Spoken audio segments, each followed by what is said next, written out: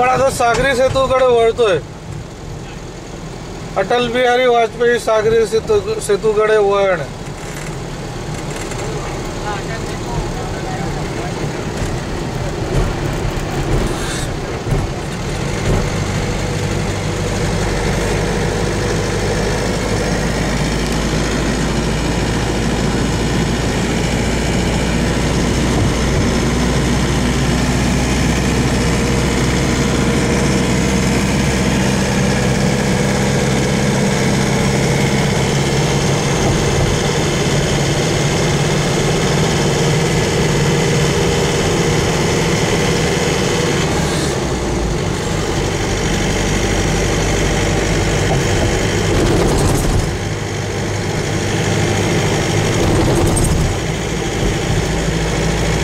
Board लागला सुस्वागतमचा। अटल बिहारी वाजपेयी शिवडी नवा Sheva Atal Setu.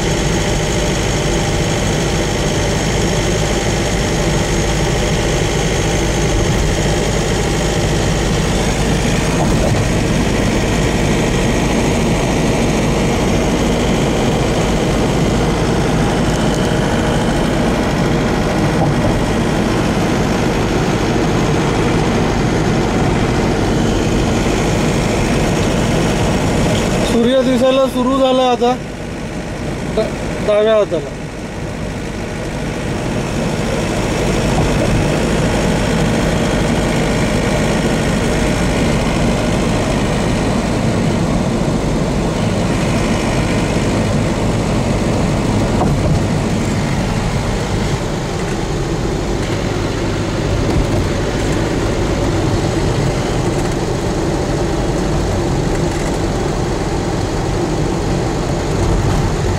Bridge संपला, टोल नाका आला.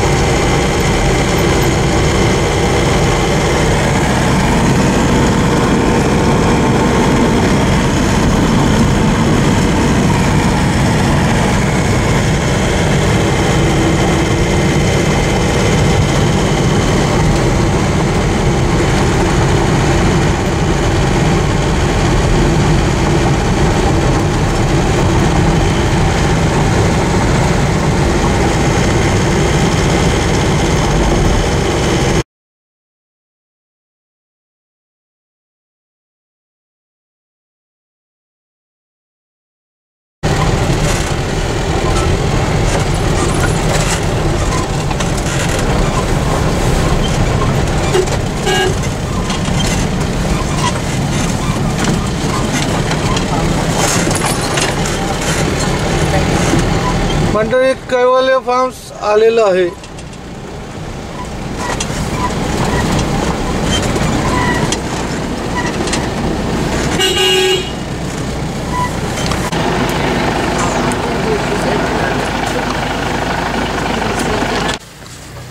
जास्त काही घाई नाही. इथून एक पायरी आहे खाली. हात धरा लावाय, चौकात उतरा. हात धरा लावाय. हा ही बॅग द्या. हे दोन्ही हाताने धरा. एक पाय हा सावकाश सावकाश उतरा. चौकात उतरा.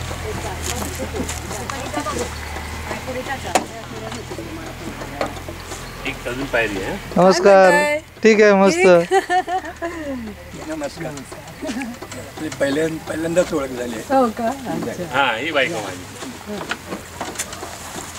या नमस्कार. आपण ओळख पर्यंत नंतर करू. हा नाही सांगते तसं. हो. आता जेवायला बसून आपण खायला तिकडे या तिकडेच ओळख करून घेऊ. ये. हो.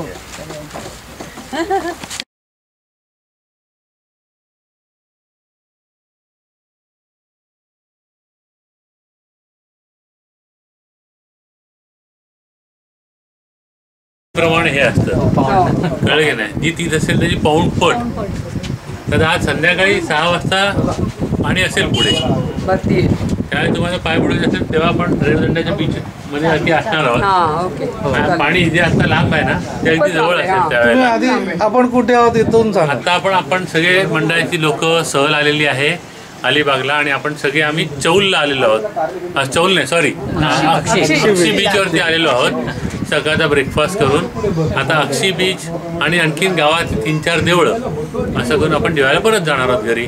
या अक्षी बीचवरती जवळजवळ काही हजार अशी ही जी सुरूची झाडं मागे दिसत आहेत अशी हजारो सुरूची झाडं होती या बीचवरती. पण 2020 साली इथे निसर्ग नावाचं एक वादळ आलं होतं आणि 2021 साली तौक्ते नावाचं वादळ आलं होतं. तर निसर्ग वादळ जे आलं हे निसर्ग वादळाने संपूर्ण या परिसराची धुळधाण उडवली आणि सगळी झाडं याचा मोकळा भाग दिसतोय ही गर्द झाडे असलेली सुरूची सगळी झाडं पडली.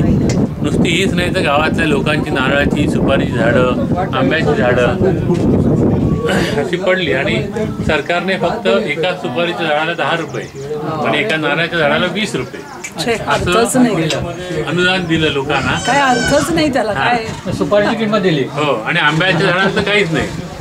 आमची 45 आंब्याची कलमं होती 52 त्यांची आता 20 राहिलीच फक्त. तेच म्हणजे तुमचं किती नुकसान झालं. 20-22 मला 10 लाख रुपयाचं नुकसान झालं त्यावेळेला.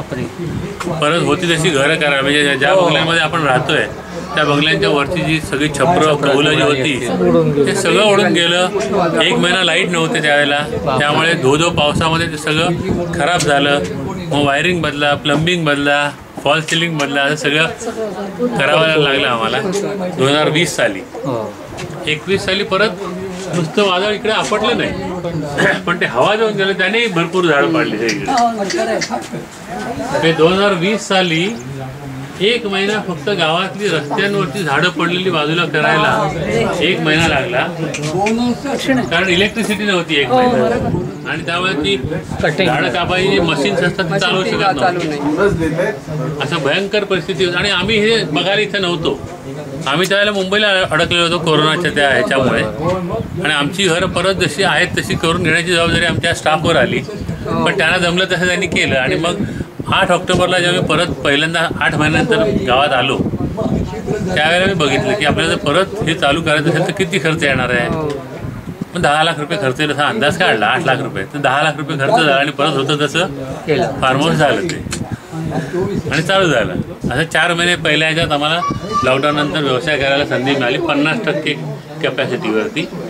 दुसऱ्या लॉकडाऊनला 6 महिने लॉकडाऊन होता पण त्यावेळेला त्यांनी 80% कॅपॅसिटीने धंदा करायला परवानगी दिली. 6 महिने मिळाले.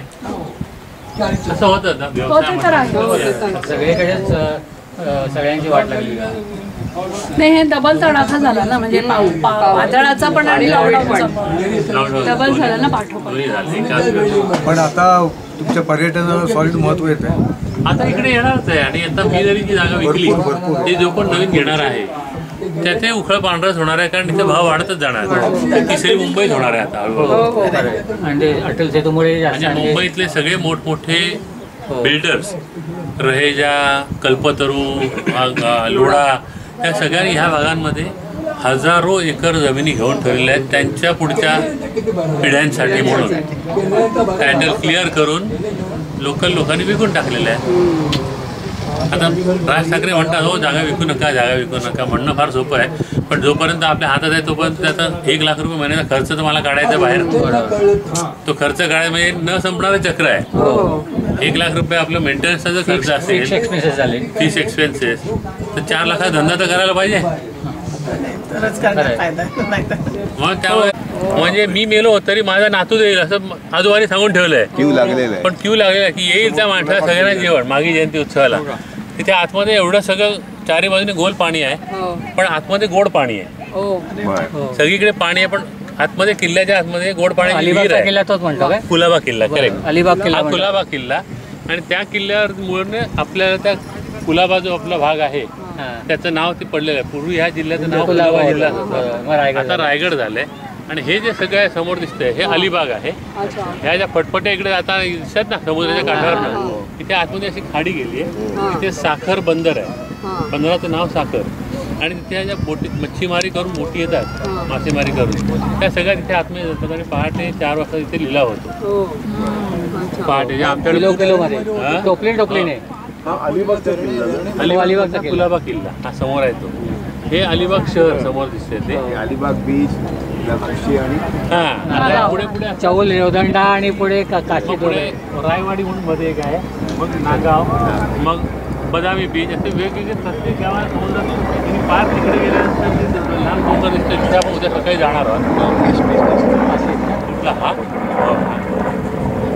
पण इथे ह्या बीचचं वैशिष्ट्य असं की नागाव बीच आणि ह्याच्यामध्ये काय फरक आहे, तर जेव्हा पूर्ण भरती असते तर नागाव बीचला जिथे आपण वर बसलो होतो ना तिथे खाली पाय टाकलं की पाणी. आणि अक्षी बीचला किती मोठी भरती आली तरी हा किनारा शिल्लकच राहतो. चालायला लोकांना केवढी मोठी भरती आहे हो, तिथे जागा मोठी राहते कारण ब्रॉड आहे हा. आणि नागावाला इथून तेवढंच अंतर येतं नागाव, पण तिथे पाणी पार अगदी त्या ह्याच्यावर जाऊन आपण चालत आपण आलो की पाय टाकायचो पाण्यात भरतीच्या वेळेला. आणि ते 2 किल्ले कुठले होते बाजूबाजूचे काय म्हणतात? खांदेरी उंदेरी. खांदेरी उंदेरी त्या बाजूला आहे. पूर्वी आता 2 वर्षापूर्वीपर्यंत आपल्याला जायला मिळत होतं. आता 2 वर्षापूर्वी तिकडे जायला बंदी आली. हो आता नाही, पण तेव्हा 2 वर्षापूर्वी पण आपल्याला जायला परवानगी होती. प्रायव्हेट बोटवाले घेऊन जायचे. आता त्यांनाही बंदी घातली. आणि तिकडे फक्त महाशिवरात्रीला तिकडे एकदा आणि त्या ते फ्री एंट्री असते. आणि उद्या जिथे आपण जाणार कोरलाईचा किल्ला, हा मूळ किल्ला कोरलाईचा, त्याच्याबद्दल गुगलवरती पण माहिती आहे. मराठी माणसांचा बांधलेला हा तिथे मराठी कोळी लोकांची वस्ती होती. त्या कोळी लोकांवरती आफ्रिकन हबशी म्हणजे आपण इतिहासात जे वाचतो सिद्धी हिलाल, सिद्धी जोहर, ते म्हणजे वेस्ट इंडिजच्या क्रिकेटरसारखे दिसणारे मुसलमान, ते काळे कुळकुळीत. त्यांनी तिथे आक्रमण केलं, भयंकर प्रमाणात अत्याचार केले. त्यातून एक संकर निर्माण झाला. रेप्समधून, बलात्कारातून, जबरदस्ती त्या लोकांचं राज्य आलं. आणि त्यांच्यावरती पोर्तुगीजांनी हल्ला केला. आणि पोर्तुगीज त्यांच्यापेक्षा क्रूर. तर तिथे जी अशी एक भाषा बोलली जाते त्या कोरलाईच्या एका किल्ल्यामध्ये, जगातलं किंवा असं एकमेव जागा जिथे मूळ मराठी मिश्रित, आफ्रिकन मिश्रित, मुस्लिम, उर्दू आणि पोर्तुगीज मिश्रित अशी एक भाषा जी फक्त बोली भाषा आहे. आणि ती लोक अजून ती भाषा बोलतात. तिथे ती सगळी लोक त्यांचेच पुढच्या जनरेशनचं आहे चालू आहे. आणि हा पोर्तुगीजांनी बांधलेला किल्लाही फार बघण्यासारखा आहे, पण तो तुम्हाला एवढं सगळ्यांना चढणं शक्य नाही. आणि त्याच्यात पावसाळ्यात जाण्याची फार मजा आहे. 1 वर्ष असाल तर पावसात जाऊ आपण. पावसाळ्यात फार म्हणजे फार भारी असतो. मला कोणी एवढ्या वर्षी विचारलं अलिबागला बेस्ट सीझन कुठला, तर मी सांगतो हिवाळा बेस्ट, पावसाळा बेटर, आणि उन्हाळी यायचं की नाही तुम्ही ठरवा. उन्हाळ्यात यायचं की नाही तुम्हीच ठरवा, मी सांगतच नाही.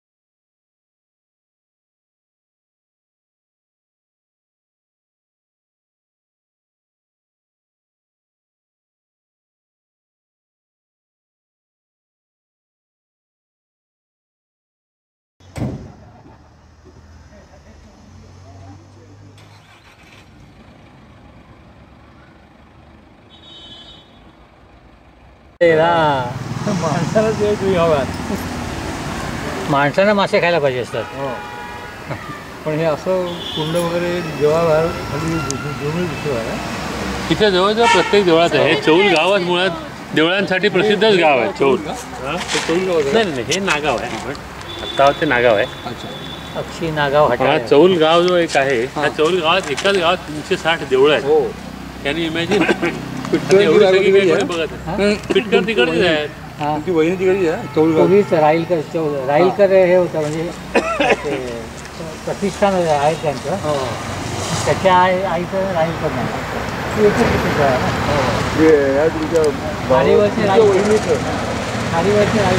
तिकडे विचारलं आता काही स्नेहसंमेलन भरतं ब्राझीलला तो इथे बरेच वेळा माझ्या घरी आलेला आहे सायकल वरून. नाही गावाचं नाव काय? भावाचं सुहास पिटकर. आम्ही पूर्वी पोळ्या घ्यायचो याकडनं अंधेरीला. सुहास ब्राझीलला असतो का?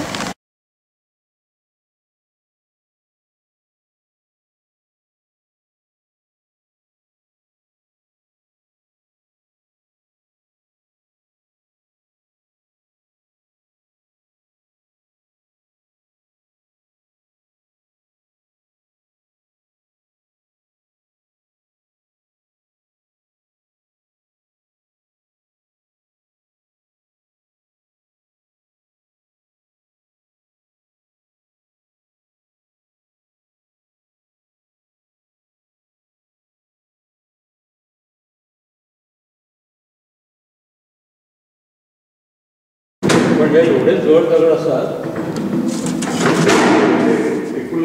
असे काय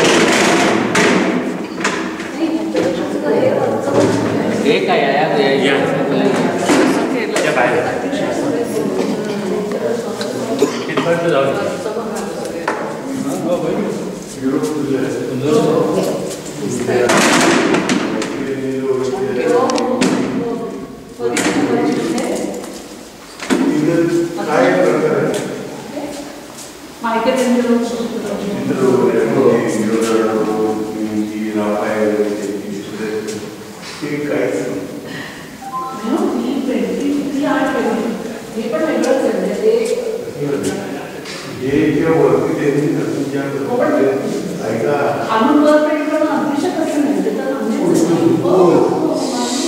आपल्याला सरळ समोर काढतात.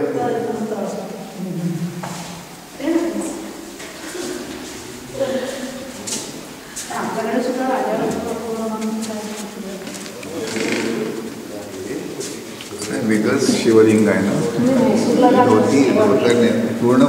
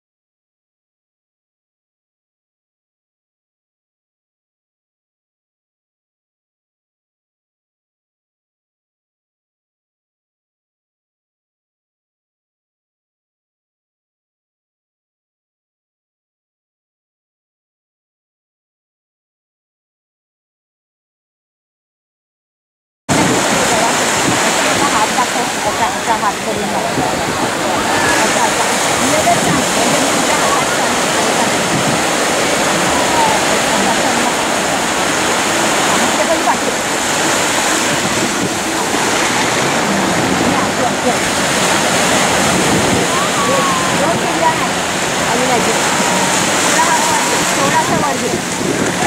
हां हां हां बस बस बस बस बस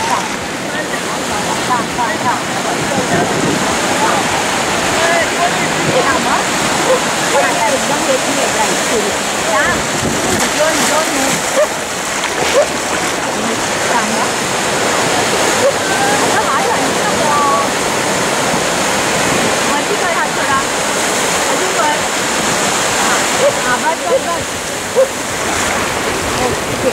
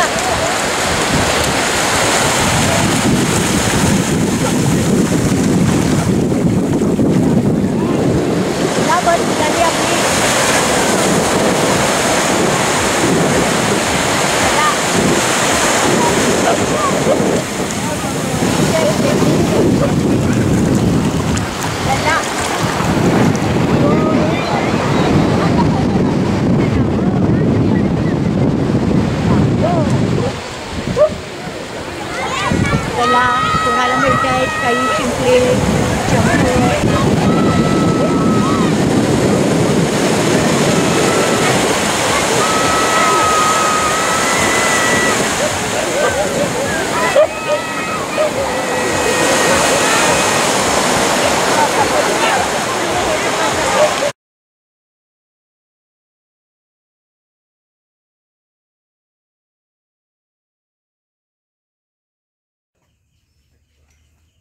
आणि पावसाळ्यात फक्त लाइटिंग पावसाळ्यात खराब होणार लाईट नाही आणि वेगवेगळ्या वायरी तिकडचा तिथं वारा पाऊस तुफान असतो महावितरण कंटिन्युअस शॉर्ट सर्किट हो आहे नाही तर म्हणजे काही जागा देतात ना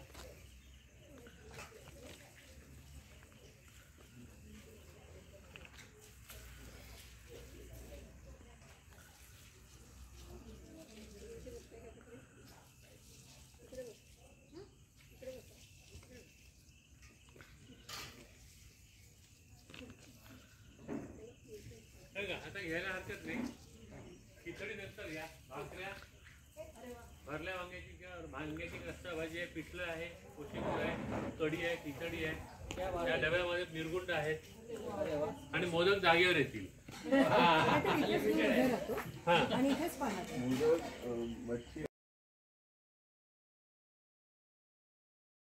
आवाज आणि इथे मध्ये उभ्या राहतील तर ते साधारण एक 20-25 वर्षापूर्वीचं आहे. म्हणजे तेव्हा बायको गावाला असते, नवरा नेहमीप्रमाणे परदेश मुंबई सारख्या ठिकाणी आलेला असतो नोकरीला वगैरे आणि त्याचं पत्र येतं तिला आणि तिला त्याला उत्तर पाठवायचं असतं. तिला लिहिता वाचता येत नसल्या कारणाने ती कोणाला तरी सांगते की मी तुम्हाला सांगते ते तुम्ही माझ्या नवऱ्याला जरा पत्रात लिहून कळवा. तर ती काय सांगते पत्रात ते मी तुम्हाला सांगते. याद आते हो तुम बीवी को फिर भी संभालूंगी बोरी को. याद आते हो तुम बीवी को फिर भी संभालूंगी बोरी को. अभी बारिश है गाँव को तुम 2 दिन महीने रुको. मैं अच्छी हूँ घबराओ नको ऐसा खत मेरी को. मैं अच्छी हूँ घबराओ नको ऐसा खत मेरी को. 100 रुपए का हिसाब मांगा तो क्या मैं घर में खाई. 100 रुपए का हिसाब मांगा तो क्या मैं घर में खाई. भाजी को 20 दिए लाइट को 30 दिए 25 का राशन में लाई. दिए 25 दूध वाले को ऐसा खत में लिखो. मैं अच्छी हूँ घबराओ नको ऐसा खत में लिखो. हाँ ते हलते. कौन मिलाने तुमको बताया खड़ी थी मैं रोड पर. कौन मिलाने तुमको बताया खड़ी थी मैं रोड पर. तुमको अगर इतना शक है तो निकलूंगी ना बाहर. पानी लाने को जाओ के नको ऐसा खत में लिखो. मैं अच्छी हूँ घबराओ नको ऐसा खत में लिखो. बारिश जाते विंटर आते आने की घाई मत करना. बारिश जाते विंटर आते आने की घाई मत करना. मियाँ बीवी का प्यार है ये इसमें शक क्या करना. जैसे टीके हो वैसे चटिको ऐसा खत में लिखो. मैं अच्छी हूँ घबराओ नको ऐसा खत में लिखो. थोड़ा लिखी हूँ बहुत समझना खत नहीं ये तारा. थोड़ा लिखी हूँ बहुत समझना खत नहीं ये तारा. उन्ने के बाप को यानी के आपको उन्ने का बहुत बहुत प्यार. और मेरा सलाम आपको ऐसा खत में लिखो. मैं अच्छी हूँ घबराओ नको ऐसा खत में लिखो. ऐसा खत में लिखो. जोडीवर रचलं होतं. 60वा वाढदिवस म्हणजे एक आयुष्यातला एक टप्पा असतो आपला. 16 आणि 60 हे 2 आयुष्यातले मोठे टप्पे असतात. 16वं वर्ष धोक्याचं हे आपल्याला सगळ्यांनाच माहिती आहे. तर 60वं वर्ष आपल्याला काय देतं त्याच्यावर मी रचलं होतं हे. माईक चालू आहे का? हो चालू आहे ना, पण माझा आवाज येत असेल तुम्हाला? माईकचा इफेक्ट येत नाही. आता येतोय? उचलता नाही येते. काय नाचणार नाही.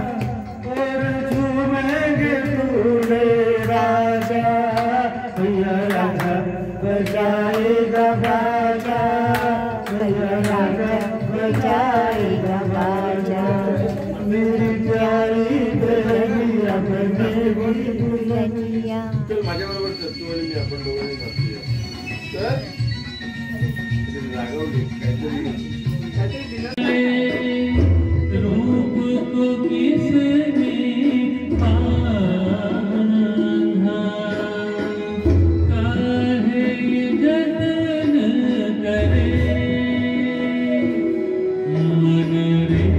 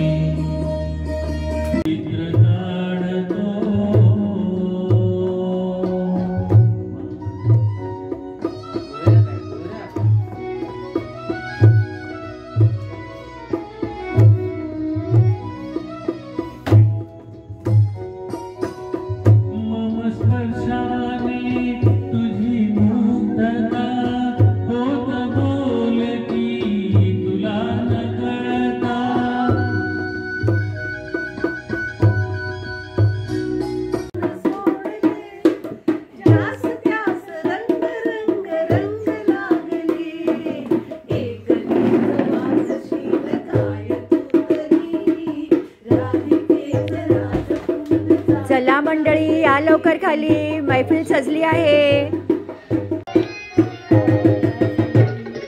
आजा सनम मधुर चांदनी में हम तुम मिले तो वीराने मेरी आएगी बहार, झूमने लगेगा आसमान, झूमने लगेगा आसमान. कहता है दिल और मचलता है दिल, मुझे साजन ले चल मुझे तारों के पास. लगता नहीं है दिल यहाँ, लगता नहीं है दिल यहाँ.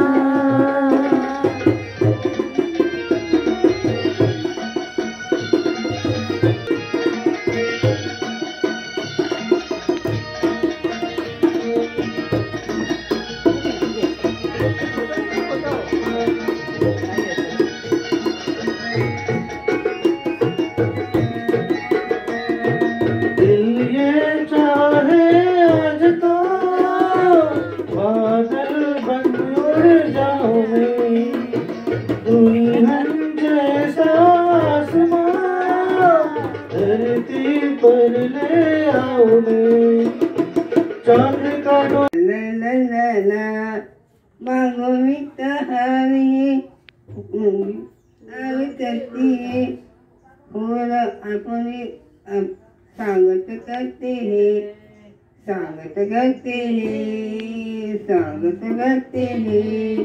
फूलों से आप मित्र स्वागत करते हैं. राह पे चलना है, ला ला ला ला ला ला ला. गुरुजन आज आए हैं, उनकी राह पे चलना है. सभी का स्वागत करते हैं, स्वागत करते हैं, स्वागत करते हैं, करते हैं, स्वागत करते हैं. से हम आप सभी का स्वागत करते हैं. ला ला ला ला ला ला ला ला ला ला ला. ये 3 4 होशियार होशियार. 7 8 9 10 बस.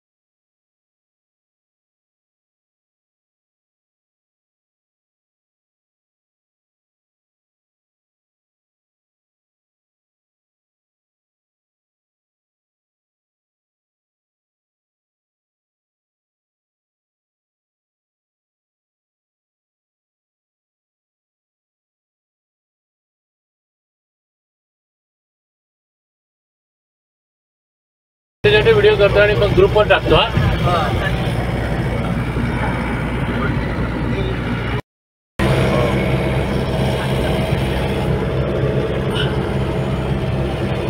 आता आम्ही अटल सेतू रात्रीचा बघत मुंबईच्या दिशेने प्रवास करतोय. हा संपूर्ण अटल सेतू 21 किलोमीटरचा आम्ही आता पार करतोय. अटल सेतूवरती येऊन 2-3 किलोमीटर झालेत आणि आपली दृष्टी इथपर्यंत पोहोचते. त्याच्याही पलीकडे तो ब्रिज आहे. 21 किलोमीटर लांबच्या लांब दिसतोय, केवढाच्या केवढा.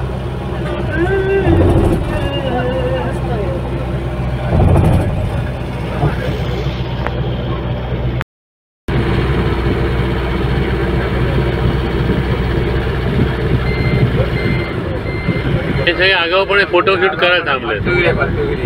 हे फोटो शूटिंग करायला थांबलेले आगाऊ आहेत सगळे.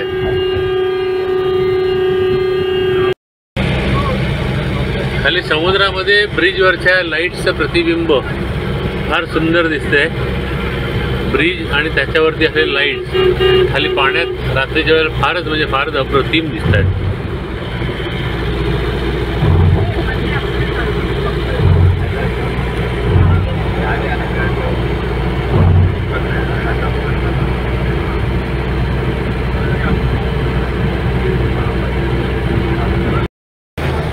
आणि रस्त्याला लावलेले जे दिवे आहेत ते म्हणजे भारताच्या झेंड्याचा रंग आहे.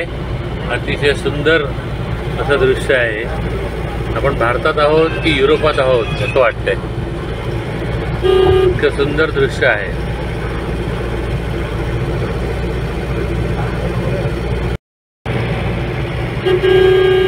आता खाली संपूर्ण खाडी सुरू झालेली आहे. समुद्र आणि सुरुवातीला आता खाडीच आहोत आपण. आता समुद्रावरती जाणार आहे गाडी. गेलीच खाली सगळा समुद्र आहे डाव्या बाजूला आणि उजव्या बाजूला पण.